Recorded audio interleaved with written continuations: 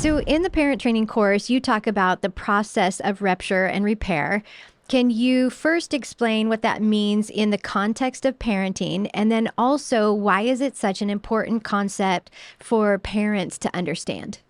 hmm Yeah, so rupture repair is basically the components necessary for the development of secure attachment, which at first can sound a little counterintuitive or maybe even confusing, right? So the way I usually talk about this is it would be conceivable. But so my wife and I have two children, 4 and almost 2 at the time of us having this conversation right now. And it's conceivable that we could structure their lives in such a way that one of us is always with them. Sleep right outside the crib of the 2-year-old. As she was learning to walk, we could have just always stayed right there. We could spoon feed her or make sure we're right there as she's learning to feed. But that would not actually create a secure attachment, a secure relationship between us as caregivers and our child or children. What creates the security is that there are ruptures in the attachment. There are periods of disconnection. It could be as simple as sleeping, right? They go to sleep, they wake up, you're not there. They cry, then what happens? You come, right? They're over there exploring in the yard. They misstep, they stumble, they fall. They cry, you come. Mm. They're exploring in the toy room. They point, they ooh, they ah. You join them in looking at that. What that does is it's teaching them not to fear these moments of disconnection or lack of proximity, if we want to get a little wonkier with our language, because the reconnection will come. If I can trust a repair, I don't have to fear a rupture. Mhm. That's what secure attachment comes from. And so um that's one of the main tasks of a parent, I think. And it like it I think of it as boiling it down to one of the most important things we can do, because it says there's a middle path there. We we don't want to become, to use the proverbial phrase of, like, the helicopter parent, where there's never any opportunity for the development of that security through some distance. But we also want to ensure that we're always following up with consistent repair. Mhm.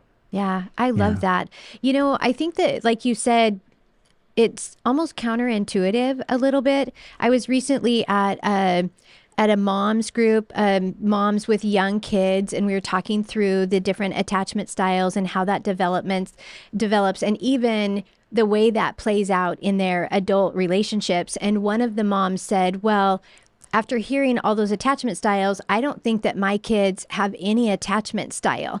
And then after talking with her more, it's like, well, my children are always with us. Nobody ever babysits them. Nobody ever, you know what I mean? So there really wasn't that opportunity for there to be that distance or that disconnect or even a rupture, so to speak, in order for there to be repair. And it's so That's right. important, but you wouldn't think of that as a parent, I don't think, or think of it in Well, that context. yeah, absolutely. And we if we want to get into, like, all the cultural forces and voices that are kind of bringing about some of this change in parental paradigm, we can. But one of the things that we see is parents having an orientation around protecting their children from Everything. discomfort, Mm-hmm. everything. Thank you. Mm-hmm. Thank you for Mm-hmm. just saying it. Yeah, everything. Everything. And that's just really not helpful, because it does not prepare them for a fallen, broken world. Mm-hmm. And my goal as a parent is, it should not be that my children are always happy. That is not realistic. Mm-hmm. That my children are always perfectly safe. I mean, yeah, I'm responsible to keep them safe, but perfectly safe. My goal is that they grow up to be able to function in a fallen, broken, sin sick world in a way that honors their creator, their redeemer. That's my goal. That's my job.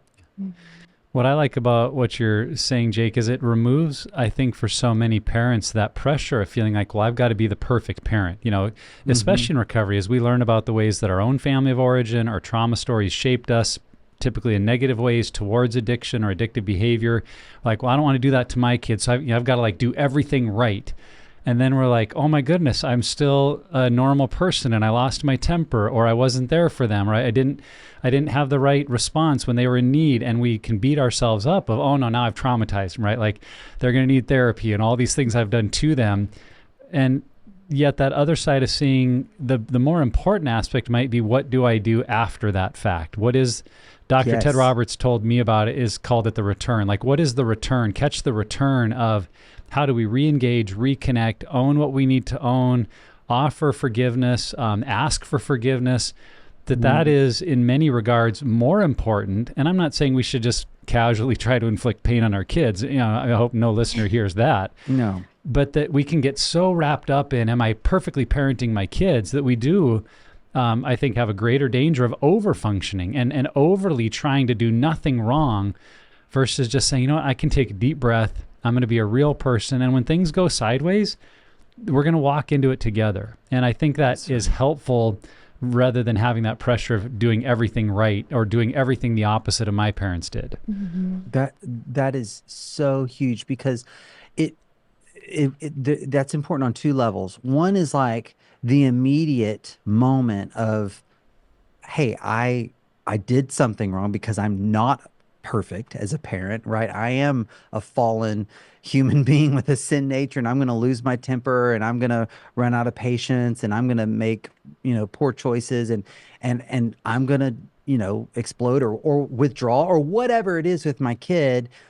And in the immediate moment, there's going to be a need to repair, to return, which in the moment helps to facilitate that security. But beyond that, when I can own my humanity in this state, of being imperfect, when I can own that, I'm giving my children permission for that as well. Yeah. I'm giving my children permission to be imperfect.